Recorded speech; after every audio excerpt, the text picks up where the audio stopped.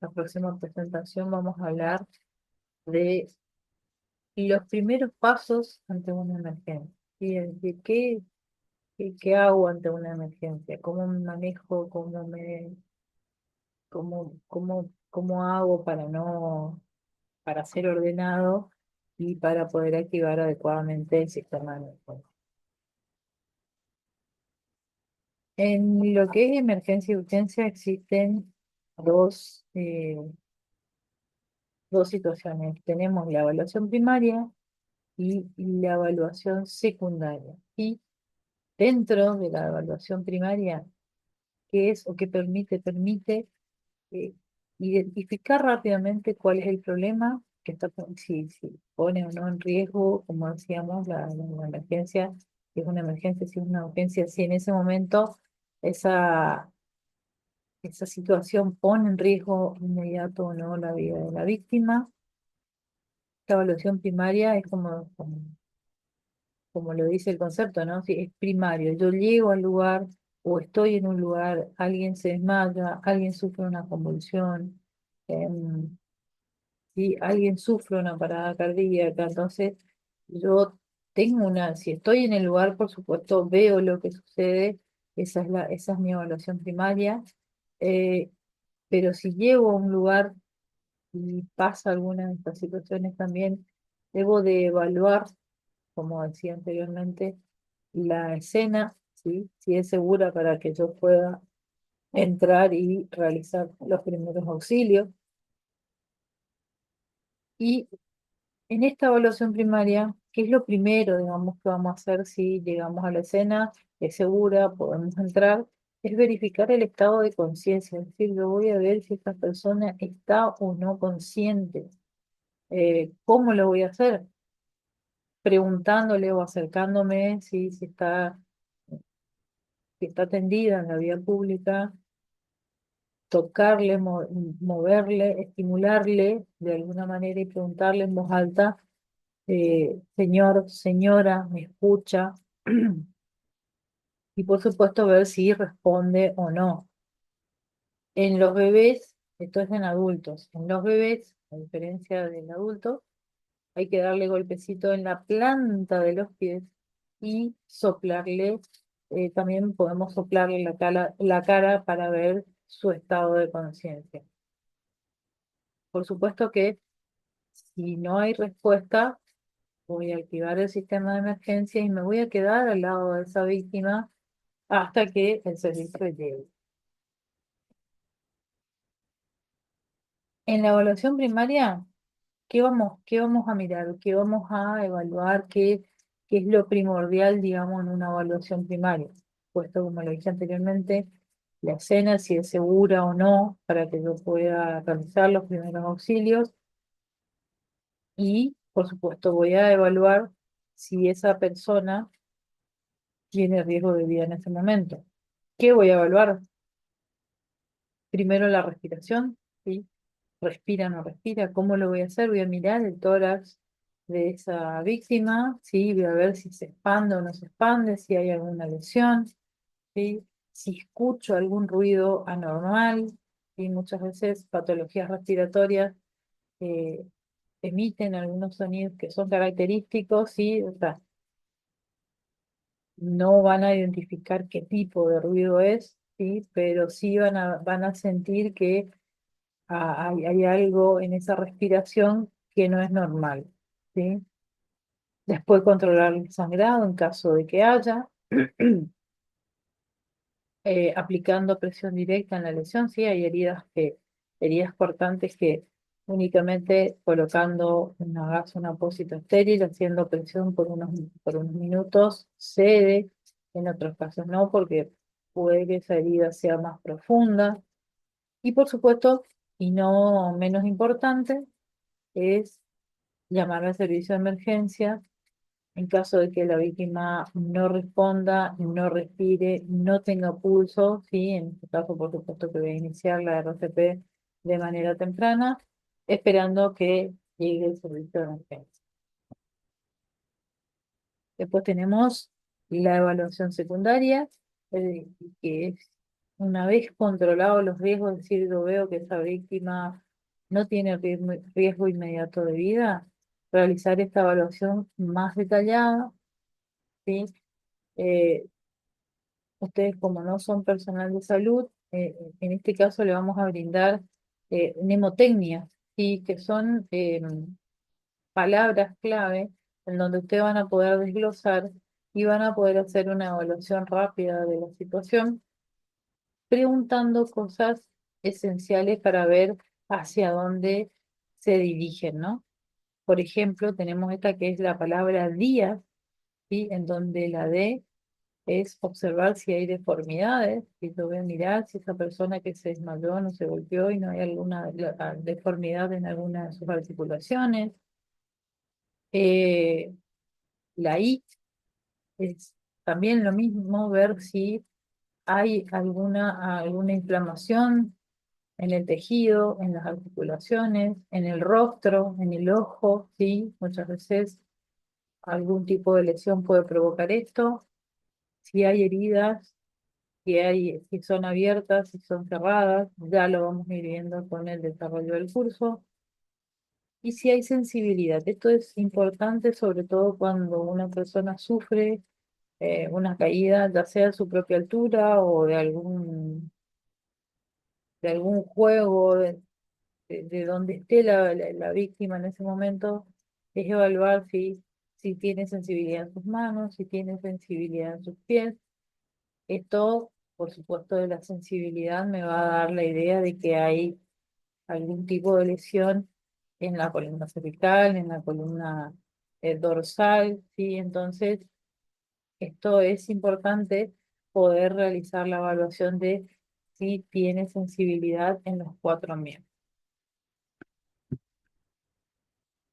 Acá le brindamos otra mnemotecnia con la palabra muestra, en donde la M es preguntar a la víctima si toma, si está consciente, por supuesto, o si hay algún familiar con esta persona que pueda contestar nuestras interrogantes, es decir, toma alguna medicación, tiene alguna patología de base. La U, eh, comprobar o preguntarle si cuál fue su última ingesta, tanto de comida como de bebida. ¿Y por qué es importante y relevante esto? Porque si esa persona sufre un desmayo y si tuvo una ingesta copiosa, eh, esto puede provocar vómito, ¿sí? O la sensación de vómito, y esa persona se puede broncoaspirar, ¿sí? Es decir, se puede ahogar con su propio vómito. Entonces es importante saber si tuvo una ingesta o tomó una bebida o ingirió alcohol en su defecto. Entonces es importante. Eventos previos a la situación, es decir, si sufrió un desmayo, por ejemplo, ¿qué estuvo haciendo previo a ese desmayo? Estuvo en el sol, estuvo caminando eh, y no tomó líquidos. ¿Y qué es lo que se encontraba haciendo antes de ese desmayo o antes de si convulsionó? Signos y síntomas presentes, ¿sí? Es decir, los signos son lo que yo estoy viendo. Por ejemplo, si veo que esa persona está sentada, está sudorosa, está pálida, ¿sí? Está disneica, es decir, está respirando con una frecuencia respiratoria más alta de lo normal. Si le palpo el pulso, está taquicárdico, es decir, ese sistema cardiovascular está tratando de compensar algo. Y después los síntomas, si la víctima está consciente, me va a decir, me duele la cabeza, tengo ganas de vomitar, me duele el brazo, me duele el cuello, cualquiera fuera la situación. Es decir, entonces, los signos es lo que yo veo y los síntomas es lo que en ese momento la víctima me manifiesta. Después, también acá lo que yo le decía, si existen algunas patologías previas, es decir, esa persona tiene una patología ya de base, tomó más tarde su medicamento, o no lo tomó, o se olvidó, ¿sí? Que puede estar provocando esto que estamos viendo. Después tenemos la respuesta al medio ambiente, es decir, ese contingente de alumnos vive en la ciudad de Posadas y se va a ir, por ejemplo, a Córdoba, en donde el ambiente, el viento, la lluvia, lo que ustedes quieran considerar o cual sea la situación, cómo afecta a cada uno, a cada alumno de ese contingente. Sí, hay personas que no toleran el frío, hay personas que no toleran el calor. Entonces, ¿cómo afecta eso a mi organismo y cómo mi organismo se defiende ante eso? Y por supuesto, y no menos importante, las alergias, conocidas y las no conocidas. O sea, las conocidas, es decir, yo sé que soy alérgico a cierto alimento, a cierto líquido, a cierta sustancia, ¿sí?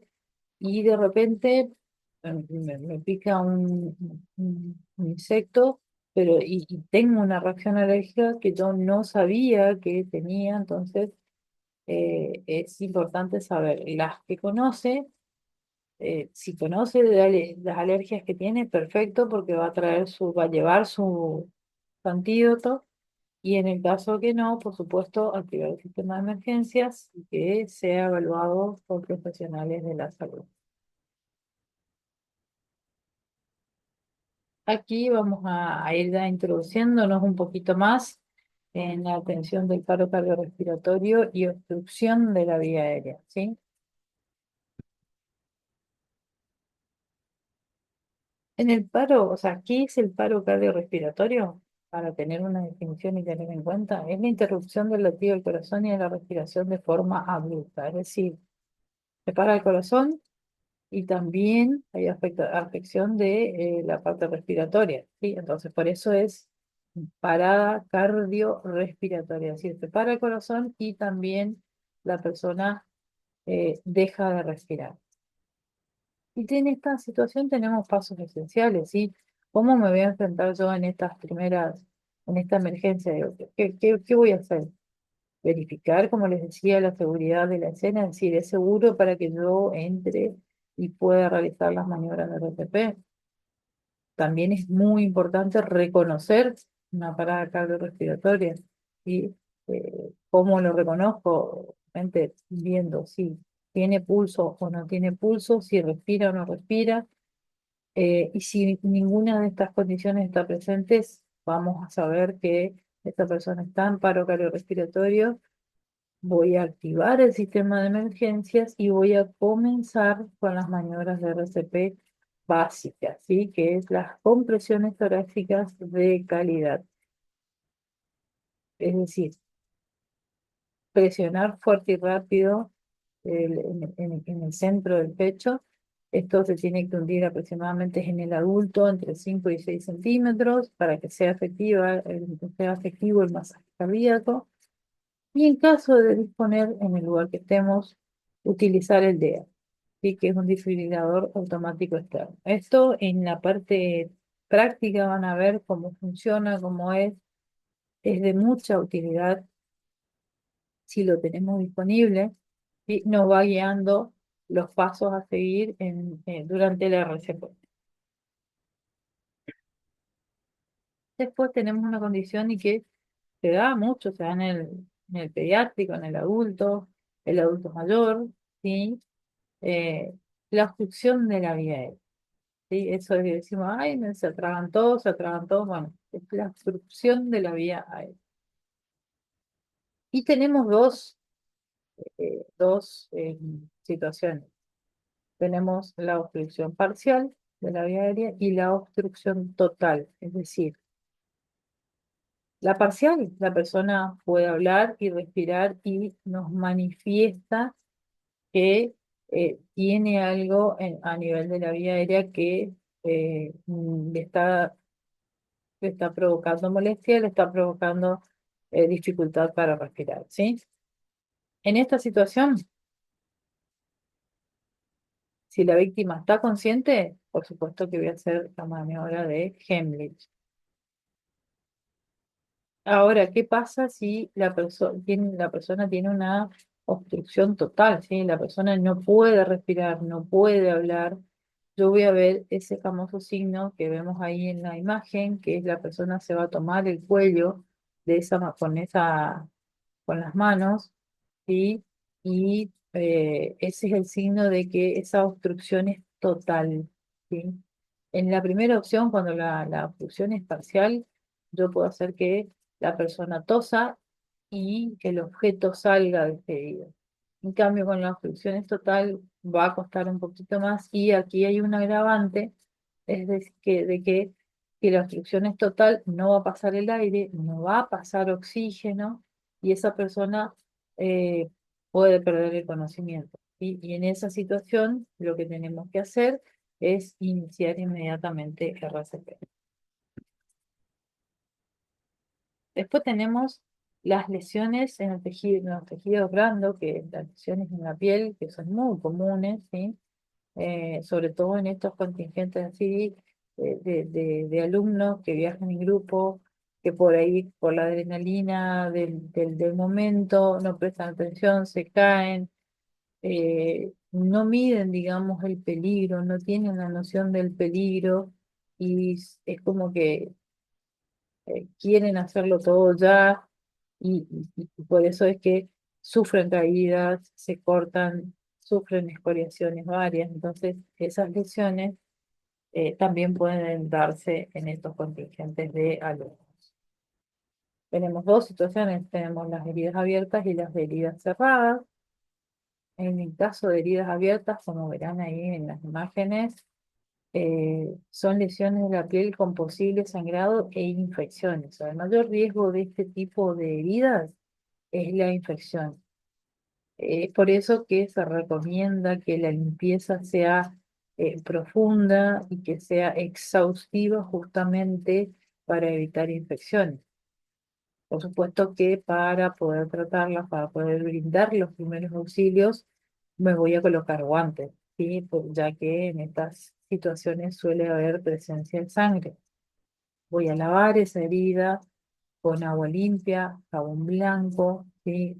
Lo más profuso que puedo para sacar todas aquellas, la suciedad, digamos, para evitar infecciones. En el caso de que sea un sangrado, voy a aplicar presión directa para controlarlo, ¿sí? Vamos a tener que saber, por supuesto, ahora cuando vemos la parte de hemorragia, qué tipos de heridas pueden provocar hemorragias graves. Y una vez que limpiamos, que realizamos la limpieza, voy a cubrir esa lesión con una venda estéril. Por supuesto que si consideramos y, y vemos que tenemos dudas, eh, vamos a consultar un servicio de emergencias para que sea asistida esa víctima por personal de salud. Y en cuanto a las heridas cerradas, son golpes que recibe la víctima, pero sin ruptura de la piel, es decir, no hay sangre, pero que sí voy a ver hematoma o hemorragias internas. Eh, son evidentes, este tipo de heridas son evidentes por eso, ¿sí? Voy a mirar ese tobillo, voy a mirar esa muñeca, voy a mirar ese codo y voy a ver que hay un hematoma en el lugar. Entonces esto quiere decir que la lesión que tuvo esa persona rompió vasos sanguíneos y se ven estos hematomas. ¿Qué voy a hacer en estos casos? Es aplicar compresas frías y elevar el miembro en caso de que sean las piernas, que sean los brazos.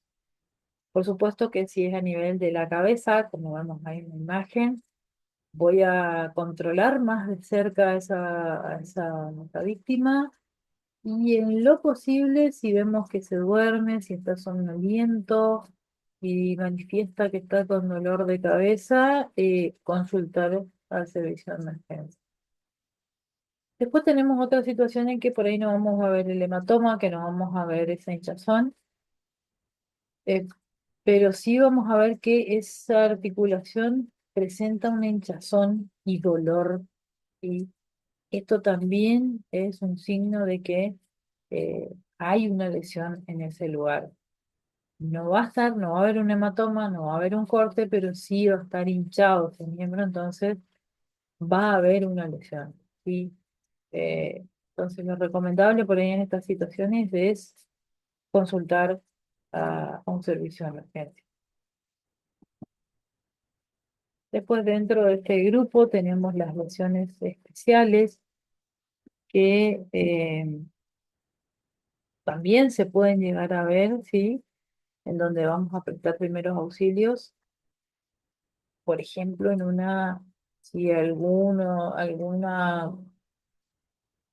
persona del contingente sufre la amputación, ¿sí? Puede pasar, como les digo, esto de la adrenalina, de estar paseando, de querer divertirse, no miden el peligro y pueden pasar esta situación.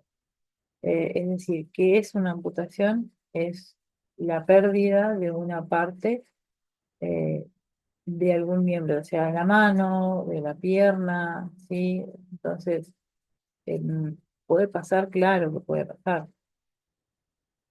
¿Y qué hay que hacer, digamos, en este caso? Es leve, digamos, en una parte de un dedo, pero de todos modos, como vemos, hay sangre, entonces consultar sí o sí al servicio de emergencias y ese pedacito que ya no está ahí, debe estar en alguna parte, se lo debe preservar en una bolsa plástica con hielo y trasladarlo al centro médico donde va a ser asistido esta persona, ¿no? Eh, sí o sí, por favor, no se olviden de trasladar esa extremidad que, que se perdió, ¿sí? Llevarlo al servicio de emergencia. Muchas veces por ahí no es posible volver a implantarlo, pero eh, sí o sí hay que tratar de que llegue junto con la víctima al servicio de emergencia. Otro ejemplo, otra situación que se puede dar es eh, el empalamiento, ¿sí? Como bien dice ahí. Eh, por supuesto, puede ser cualquier objeto, puede ser una estilla, puede ser un pedazo de chapa, puede ser algo que se desprendió y que se incrustó en la pierna, en el brazo. Hay un abanico, digamos, de situaciones en donde puede haber empalamiento. ¿Qué hacer en esas situaciones? Por favor, no retirar el objeto donde está, estabilizarlo y, por supuesto, llamar al servicio de emergencia.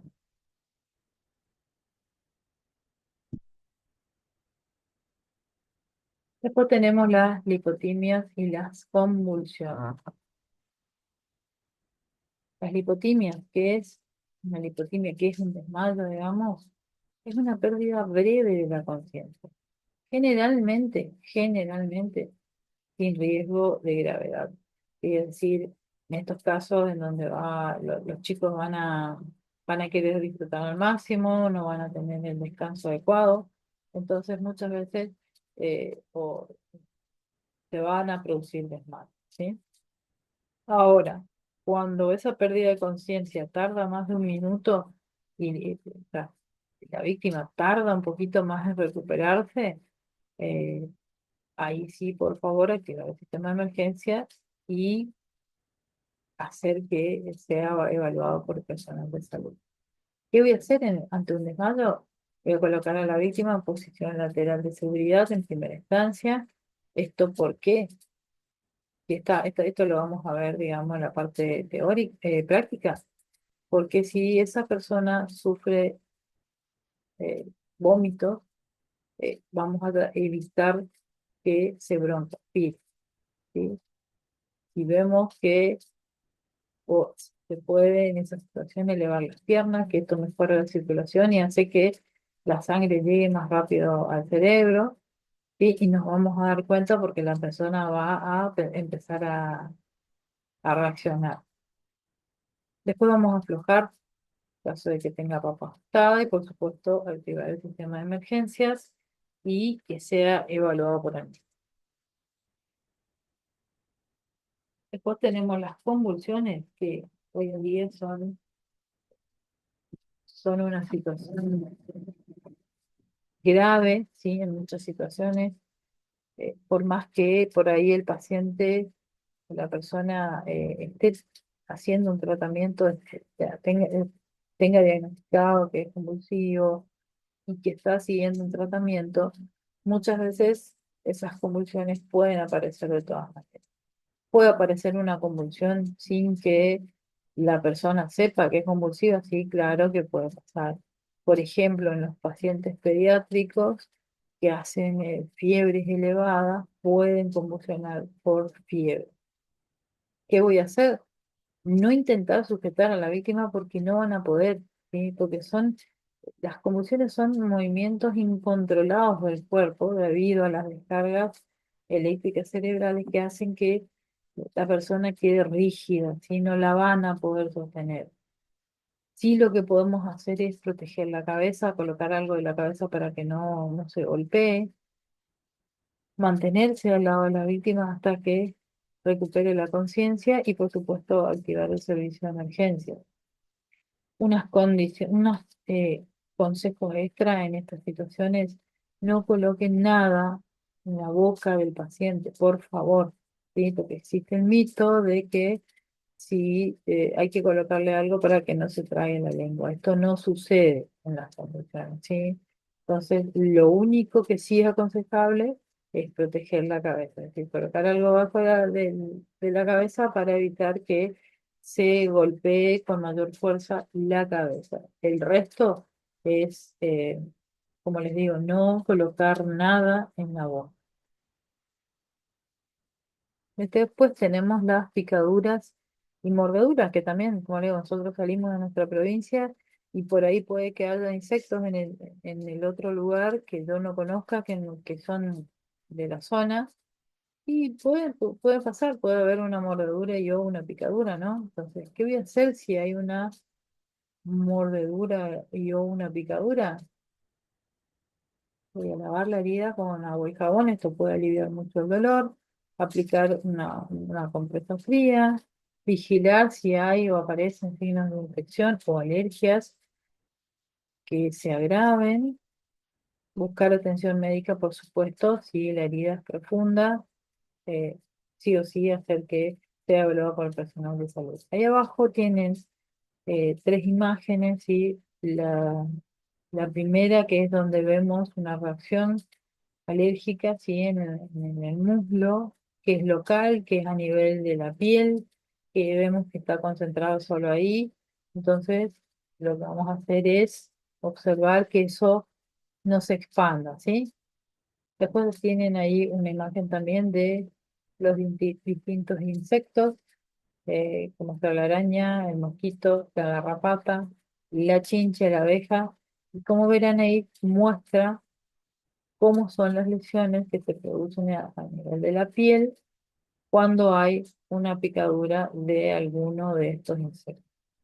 Y en la parte superior también ven que puede ser una picadura de araña, que generalmente son las que producen esas ampollas con ese contenido. Entonces, eh, la recomendación en lo que es mordeduras y picaduras es que sí o sí los pacientes reciban una asistencia para evitar cualquier complicación. Porque así como las convulsiones, por ahí la persona sabe que es alérgica a, pero en otras situaciones no. Y acá, en caso de que suceda, si vemos que evoluciona, que crece, que se inflama, entonces en casos de alergias es recomendable que reciba asistencia eh, médica. Después tenemos dos situaciones como ser las intoxicaciones y el envenenamiento, que también puede pasar. Estas intoxicaciones pueden ser por vía respiratoria, digestiva y o cutánea, ¿sí? Yo me voy a otro lugar que no conozco y que hay elementos que son habituales del lugar, pero que a mí me producen una intoxicación y o un envenenamiento. ¿Qué pasa si tengo una intoxicación por vía respiratoria, es decir, gases, humo, debo retirar a la víctima del lugar y darle aire fresco. Por supuesto, valorar y hacer una evaluación primaria de si esto va a representar o no riesgo de muerte. En la digestiva tenemos alcohol, medicamentos, alimentos contaminados, ¿sí? Esto produce reacciones e intoxicaciones severas en muchas situaciones. Y aquí no se debe inducir al vómito, ¿sí? En esta situación. Se debe llamar al servicio de emergencia y que sea evaluado por el médico. Por favor, no inducir al vómito, porque eso puede provocar, puede hacer que la intoxicación y o el envenenamiento sean más graves, ¿sí? Después tenemos a nivel de la piel, a nivel cutáneo, es decir, me rozó o rocé mi brazo o mi pierna con algo, con alguna sustancia tóxica y me provocó eh, una intoxicación y un envenenamiento. Aquí, si es en la piel, a nivel de la piel, se puede lavar con abundante agua y, por supuesto, hacer una consulta al servicio de emergencia. Después tenemos también estas otras situaciones que es las alergias y anafilaxias, ¿sí?